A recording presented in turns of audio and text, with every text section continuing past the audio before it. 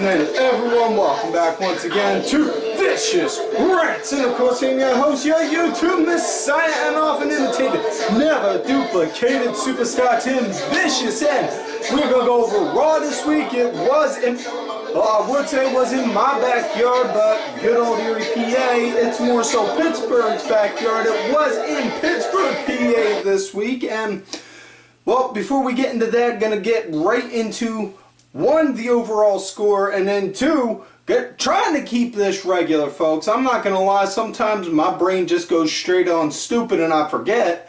The SmackDown Rewind. First things first, with the overall score for the show, I don't know, it was kind of good. I mean, it was kind of good, it was decent. Like, I mean, obviously some issues with the card, but, you know, hey, that's more so, you know, that's always a matter of debate for whatever, you know.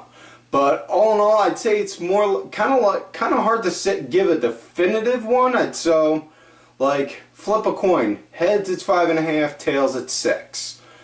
That's my final verdict on that. Now, SmackDown Rewind. Big things that happened last week. 1, AJ Styles reclaimed the United States Championship again, but not by pinning Kevin Owens. Oh no, it was from Chris Jericho, who came back. Now, not to say Jericho is back full time. Could wind up, you know, Jericho, he may have just had an opening in his schedule. Fozzy is doing a world tour, you know, so there's that. But, you know, honest to goodness, this has been the best run Jericho has had since, you know, since he came back in like early 2000, like 12 or 13ish, I think, somewhere around then. But that's the best run Jericho has had since. Either way, now, other big things that did happen on SmackDown.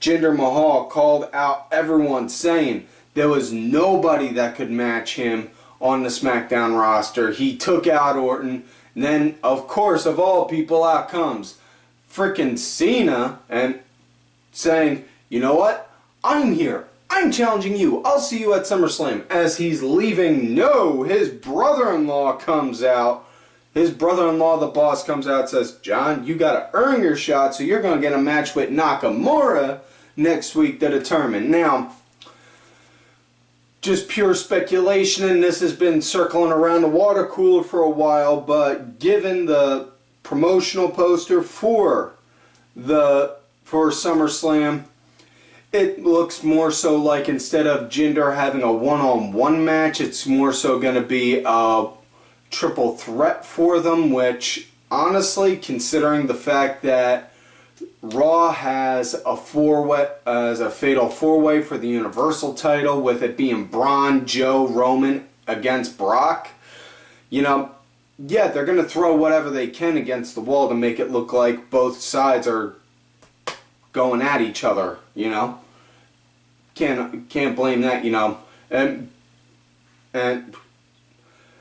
other man's words, not mine. Vince McMahon, junkie for competition, so he makes his own. He's making his brands compete against each other, you know. So, okay, makes sense. Now that we're done with this, now those were pretty much the big things that happened on the SmackDown Rewind. So, now, back to the main show. We get out, Kurt Angle comes out to a homecoming welcome, you know, being from Pittsburgh. And as he's doing that and he's talking about the Fatal 4-Way coming up at SummerSlam, out comes my savior, Paul E. Heyman, with the Beast Brock, talking about on how, you see, you're just setting this up. You're doing everything, you get everything to get that title off of Brock. Of course, I can't blame you, you know, you got Braun Strowman, you got Roman Reigns, and the Samoan outcast Samoa Joe. You have all of them. And they're all going to try and pit against Brock and then go after each other. But that's not going to work. And then they pretty much summed it up saying that if Brock loses, he's going to leave. And I'm not sure if Brock's contract is up at that time or what. But you know, a lot of people are speculating because John Jones wound up calling out Brock Lesnar for a fight in UFC. And if he does go to that, you know, that's all good. That's great. If not, again, just as great. You know, Brock, he's done a lot to help legitimize, you know, the business going from wrestling into MMA. You know, more than anything. I mean, a lot of people use this example, but it's a really good one. He beat Randy Couture, who was pretty much synonymous with MMA fighting so bad they had to stop the match. Excuse me. Stop the match to award him the title. What the hell does that tell you? Now, obviously, yeah, Brock lost his first fight, but hey, you win some, you lose some. But either way. Now, with that said, that was the big hype up. So, what I'm thinking they're more than likely going to do if Brock's not leaving, he's gonna leave, stay home for a bit, train, hunt deer, go and wrestle a frickin' moose, punch a whale in the nose, things like that, and then come back like probably around like near the Royal Rumble, and then go and say, we're not done that easy. I want my rematch. You know, something like that. But either way, that's my speculation. Now, on with the show. First match of the night, we got Hardy Boys going against the Good Brothers themselves, Gallows and Anderson. And we had the Revival on commentary, which case, absolutely glad to see top guys on TV.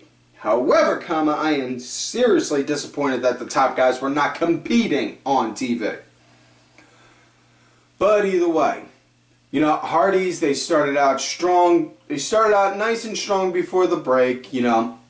Afterwards, though, Gallows and Anderson, they wound up getting the upper hand. They were, they were working Jeff good for a bit. Matt wound up getting a hot tag, came in, started clearing house. They wound up, Gallows and Anderson, they started to get the upper hand on there for a minute. Anderson distracting the ref, Gallows doing that high kick to the back of the head. But eventually Matt wound up getting a tag in for Jeff, hit the twist of fate and then a swanton, that was it. After that, as the Hardys, they're walking up the entry ramp, they're doing their normal clap thing. Revival's ripping on them right in front of them about it.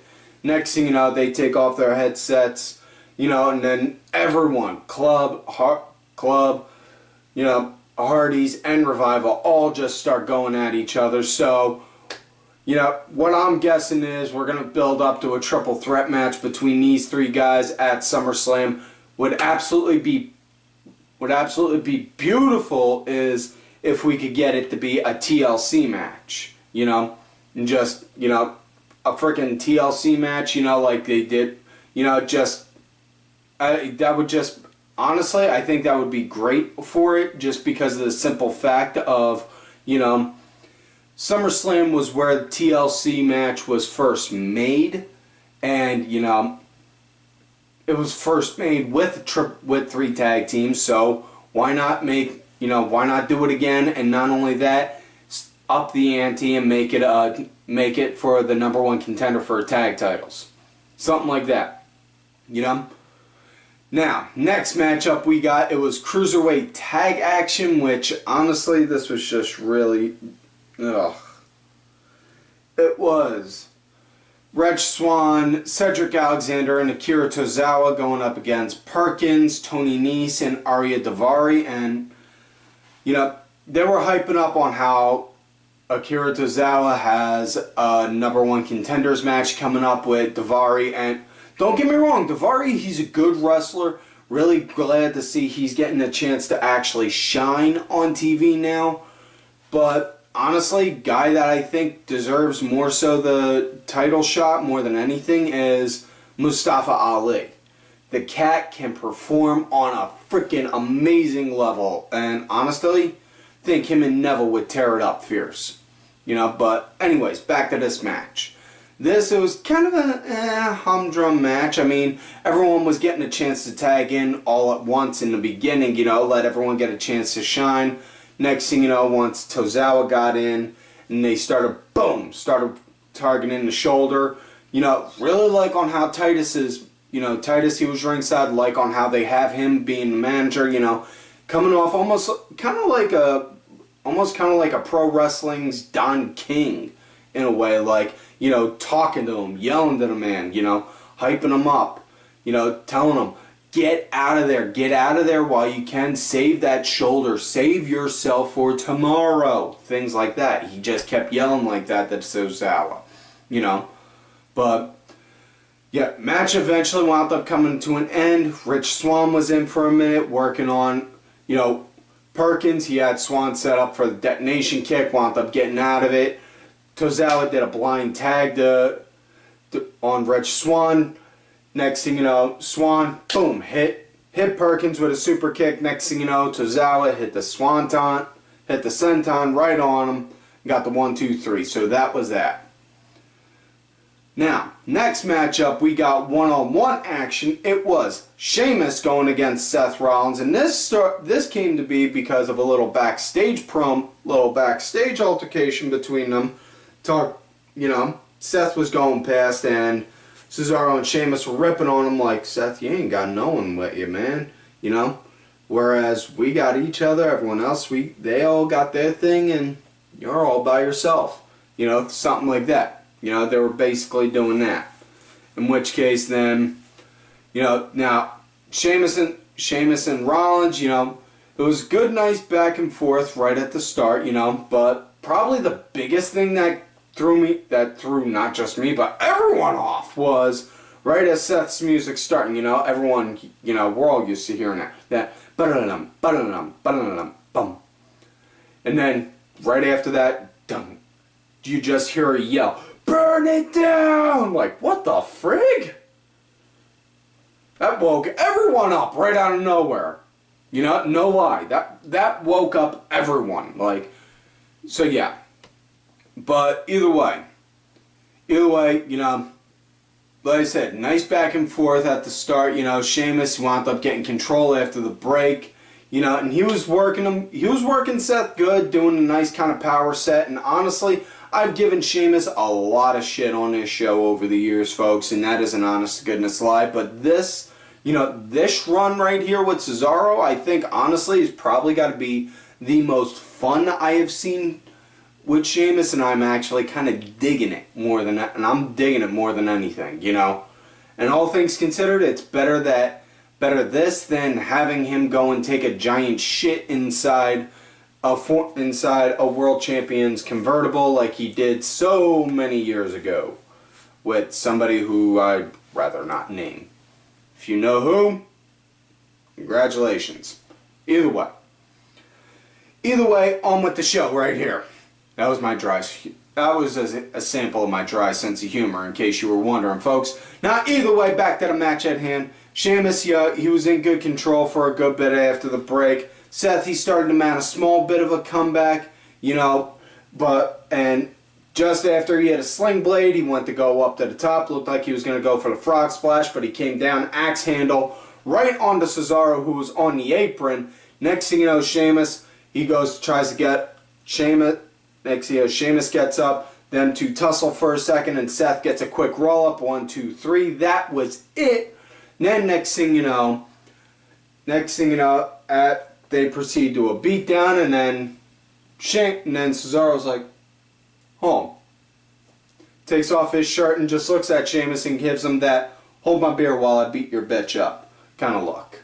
And starts to go beat up Rollins. Next thing you know, out comes Ambrose. He comes, saves the day, and then we get and then Ambrose gets put on the ass end of an ass kicking.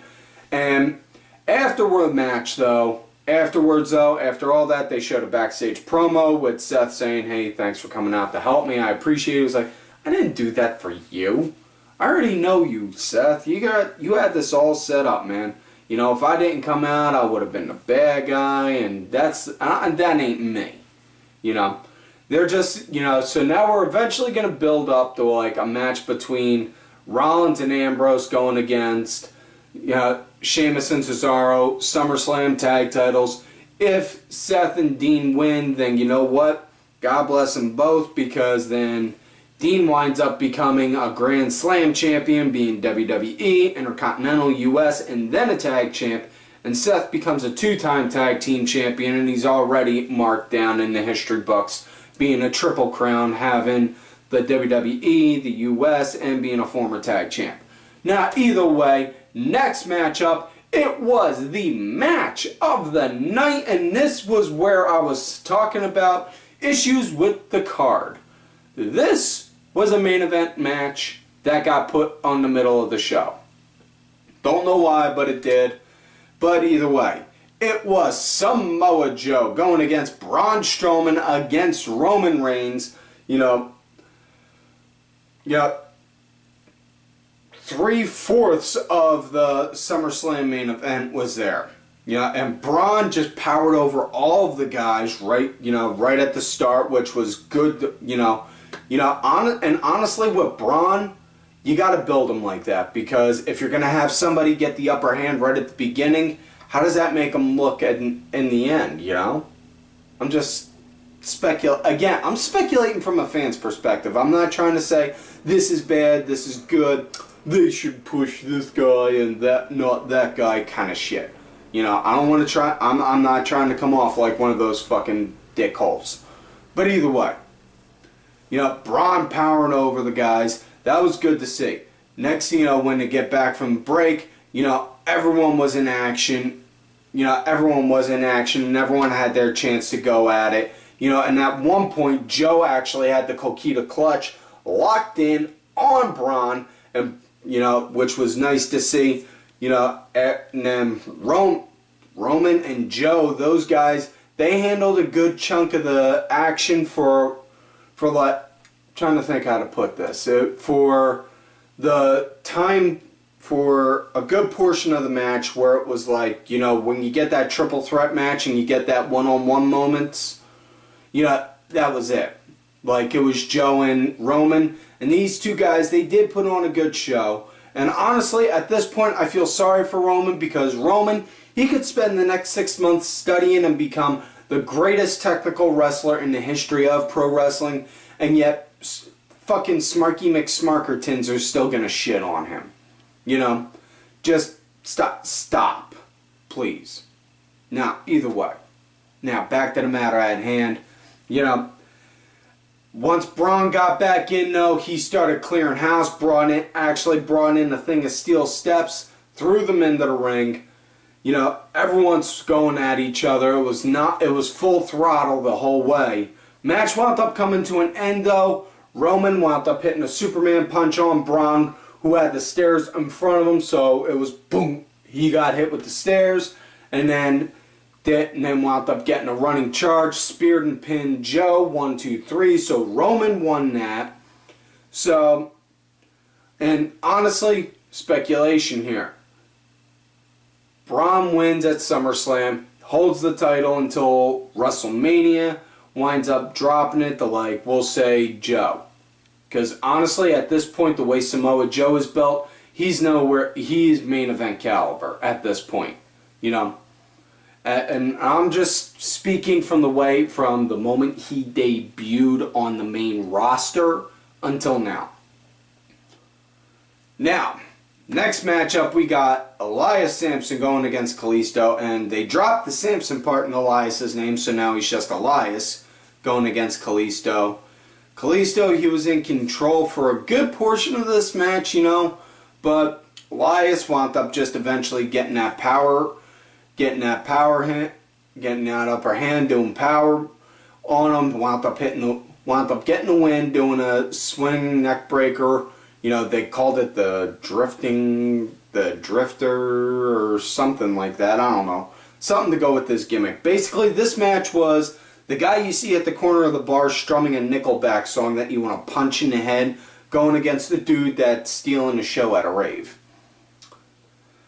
Now, next matchup, was not the main event. It was women's match. we got Bayley going against Nia Jax, in which case saw this.